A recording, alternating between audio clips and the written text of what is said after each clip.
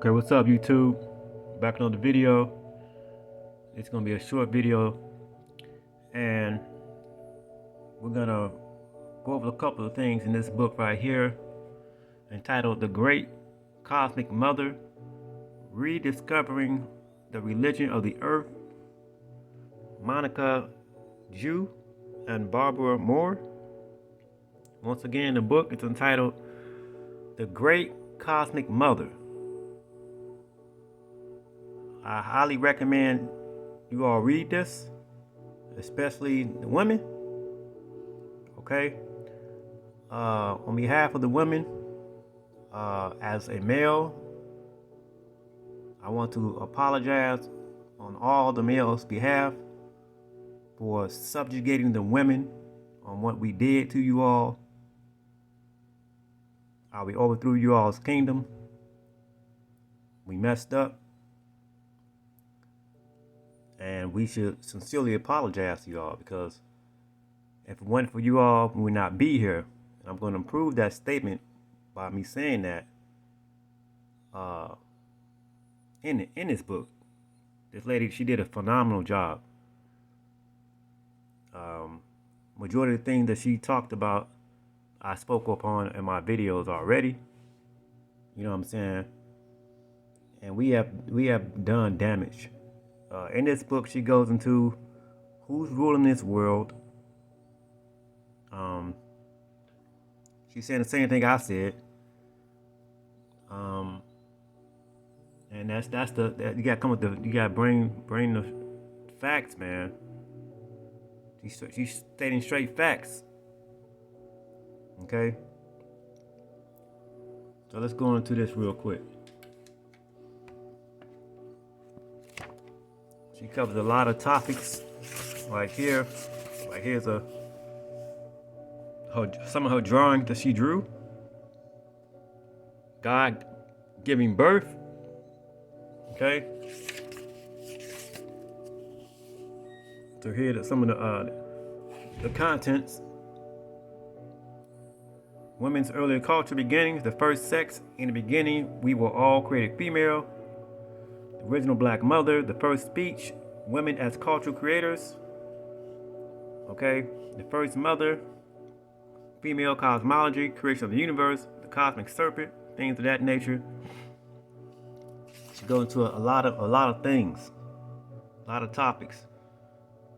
You know what I'm saying? Majority, like I said, majority of these topics that she speaks upon, I spoke upon already as well. Now, she wrote this book back in 1981, I want to say, give or take. What is the copyright date? Originally published in 1987. Okay. So like I said, this is a highly recommendation. The Great Cosmic Mother. Okay, so let's go into this real quick.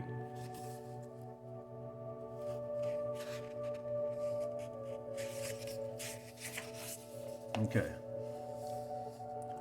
So it says, in the beginning was a very female sea. For 2.5 billion years on Earth, all life forms floated in the womb-like environment of the planetary ocean, nourished and protected by its fluids, chemicals, rocked by the lunar tidal rhythms. Charles Darwin believed the menstrual cycle originated here, originally echoing the moon pulse of the sea. And because this longest period of life's time on Earth was dominated by marine forms reproducing parthenogenetically. You don't know what parthenogenetic is, look that up. He concluded that the female principle was primordial. We know what primordial is. It says, in the beginning, life did not gestate within the body of any creature, but within the ocean womb containing all organic life. There was no specialized sex organs. Rather, a generalized female existence reproduced itself within the female body of the sea. Before more complex life forms could develop and move on to land, it was necessary to miniaturize the ocean's environment to reproduce it on a small and mobile scale. and things of that nature. Soft, moist eggs deposited on dry ground and exposed to the air would die.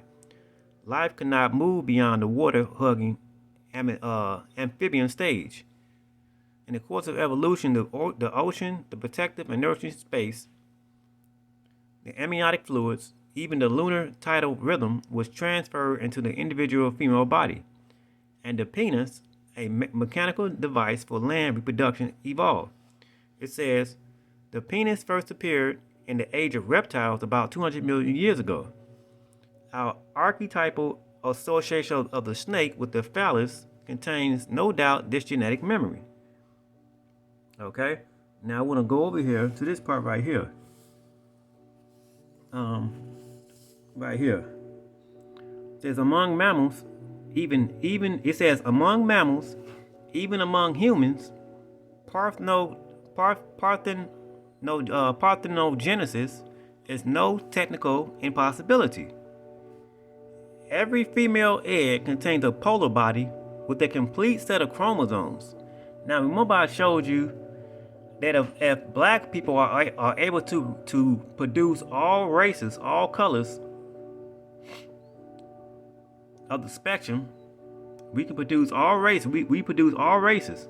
All races come from us, right? So, why is it not possible that a woman can reproduce without the sperm of a man?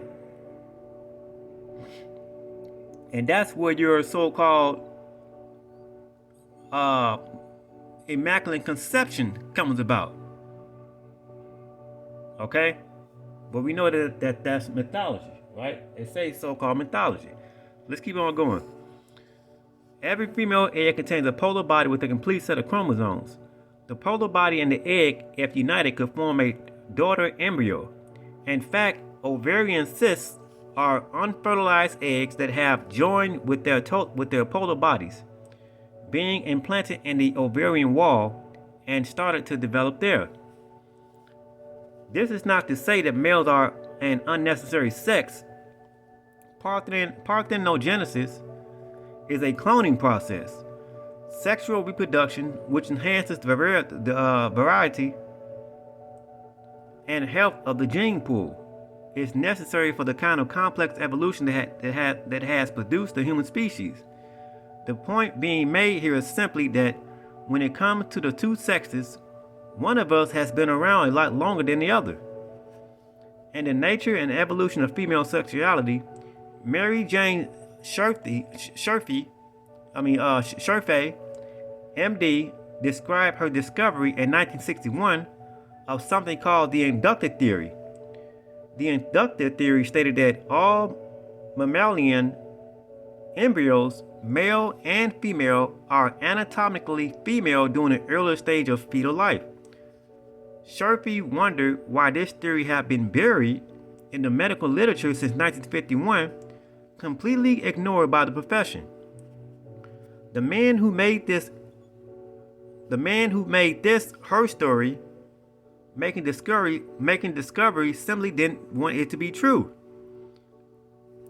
Sherfay pioneered the discussion of the inductive theory, and now, with modifications based on further data, its findings are accepted as facts of mammalian, including human, development. As Stephen Jay Gould described it, the embryo in its first 8 weeks is an, quote, indifferent creature with bisexual potential. In the 8th week, if a Y chromosome bearing sperm fuses with the egg, the gonads will develop into testes, which secrete androgen, which in turn induces male genitalia to develop. In the absence of androgen, the embryo develops into a female. There is a difference in internal genitalia, the fallopian tubes and ovaries, or the sperm carrying ducts. The earlier embryo contains precursors of both sexes. In the presence or absence of androgen, as one set develops, the other degenerates. So Men, we are a genetic. We are the generic version of a female. We are half female. The female is the complete whole. We are half. This is facts. With the external genitalia, quote, the different organs of male and female develop along divergent lines from the same precursor. This means, in effect, that the clitoris and the penis are the same organ, formed from the same tissue. You see that? And he goes on to speak about this, and it says, Gold concludes, quote, the female course of development is, in a sense, biologically intrinsic to all mammals. So, I did a lesson on this a while ago, but this is just further confirmation, showing that further proving that the creator, that the creation of all is a woman. We are in the matrix. We in the womb. Okay? We are inside of a womb. We are in the matrix.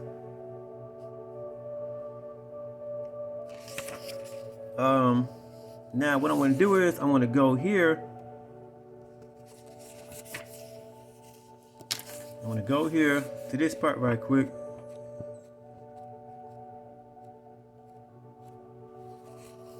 This section right here. It says, when we see this worldwide occurrence of the goddess and her serpent, and then we call the ancient African black goddess, the black witch image with the snake in her belly, we can see the profound power as well as a universal personality of this cosmological symbol in its range of endurance in the human mind.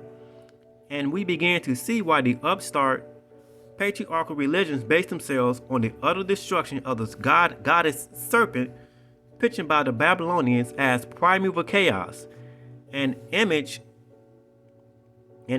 picked up later by the Hebrews and used in the biblical Genesis, where Eve linked with her serpent becomes the symbols of ontological evil.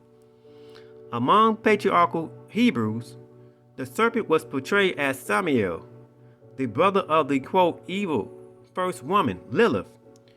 When Old Testament reformers like Hezekiah went around destroying, quote, brazen serpents, cult images made of brass as, quote, pagan abominations, what they were really doing was attacking the primordial goddess religion followed by all her neighbors.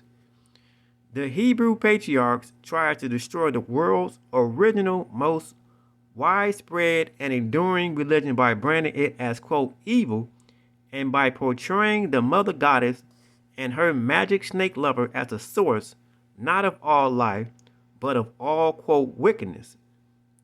Hated and condemned by their new tribal god Yahweh or Jehovah or Yahweh.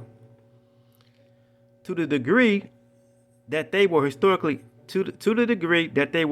successful in this attempt, Western biblicized people have lost their original concept and memory of what the goddess and her serpent really meant to all people and all time. The snake was first of all a symbol of eternal life, like the moon. Since each time it shed its skin, it seemed reborn. You see that? It represented the cosmic continuity with natural change, spiritually continuity within the changes of material life. Okay? Now I want to drop down here. And it says here that the mystery of earlier life had its origin in water, in oceans, deep lakes, and shallow pools, streams and rivers, and sea-like pulse and taste of blood. It says, before a child is born, Water flows out of the ruptured womb creation within the mother. The very ancient bird, claw, and horn goddess was born in the womb of the mythical waters. The cosmic egg was created by the cosmic horned lunar snake or laid by a mythic water bird, both bird and snake vehicles of an energy which has its source, both evolutionary and magical, in terrestrial water. Okay, and she goes on to talk about these things as well. Okay, she talks about the ley lines, because a lot of people are talking about that now on here, the ley lines and all that type of stuff. You know what I'm saying?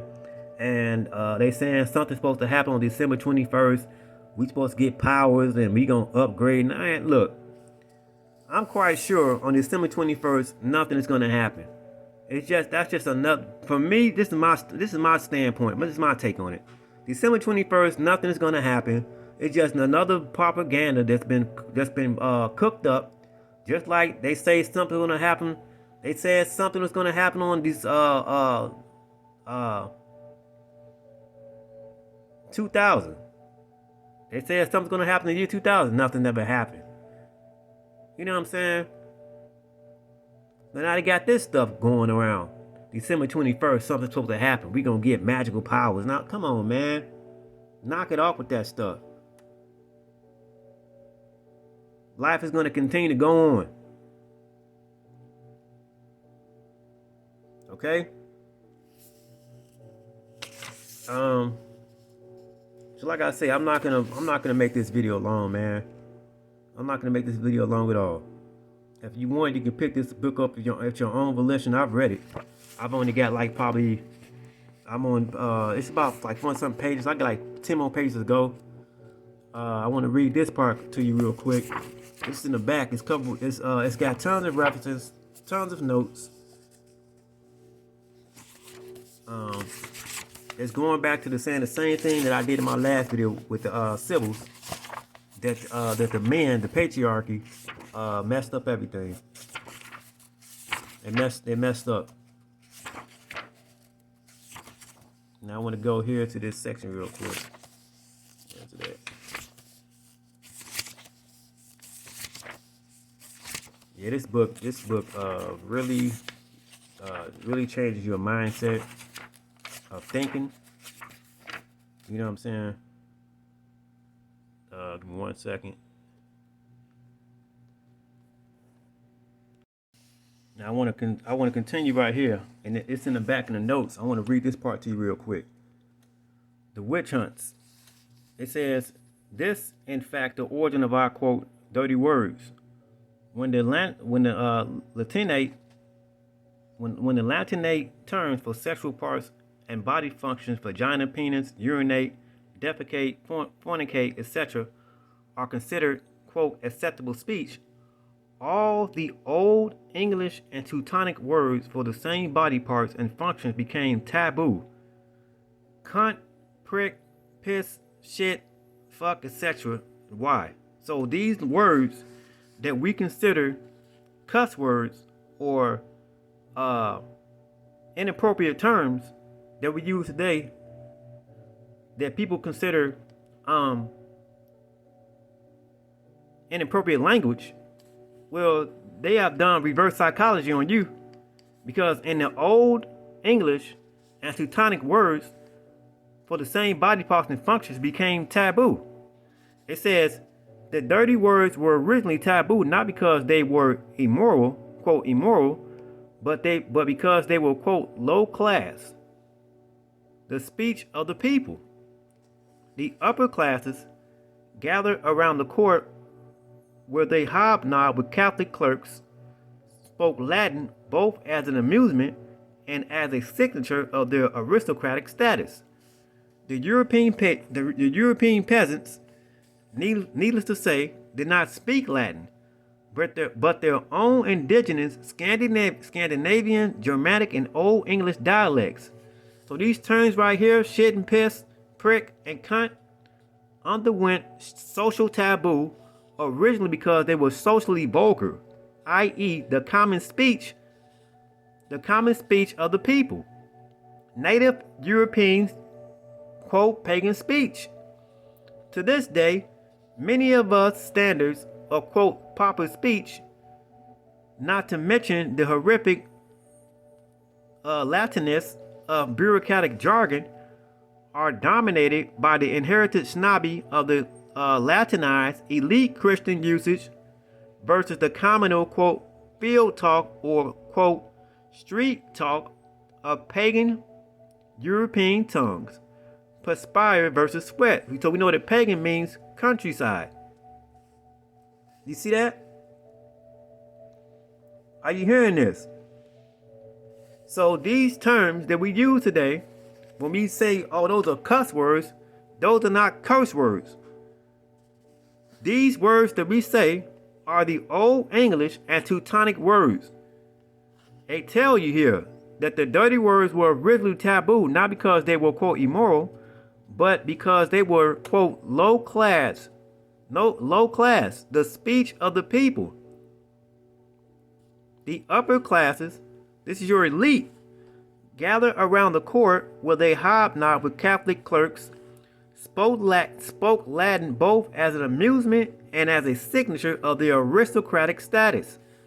The European peasants, needless to say, they did not speak Latin, but their own indigenous. What's indigenous? The original, aboriginal, Scandinavian, Germanic, and Old English dialects. So these are not derogatory words. This is somebody's original language, and now some Johnny-come-lately people that came around and said you can't say those words because it's improper speech. But who gives you the right to come to somebody's land and say you have to change the way you speak because it's vulgar? That's not right. Who gives you that right? She tells you in this book that the world is run by patriarchal white men. This is not me saying this. This is this woman in this book saying this. In this book, The Great Cosmic Mother. Her name is Monica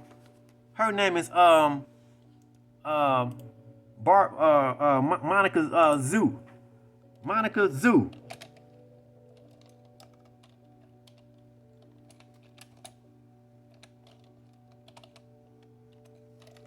I want you to see what she looks like. This is not me saying this. Where is she at? Let's get an image of her. Here she is right here. This is the woman who wrote the book. Right here. And she did a phenomenal job writing this book. She went to all ethnicity of races, broke that stuff down, and said that she said that 4,000 years ago, that's when patriarchy rule came on the scene and started changing the original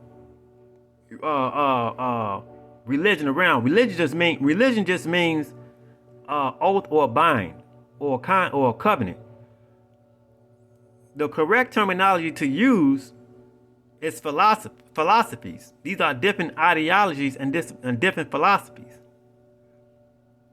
So this is a highly recommendation. This book right here, The Great Cosmic Mother. I could have done an hour worth of material, but I chose not to do that. You know what I'm saying? I'm not gonna keep on making these long, lengthy, drawn out ass videos, and you people are not doing your own research. You don't read nothing.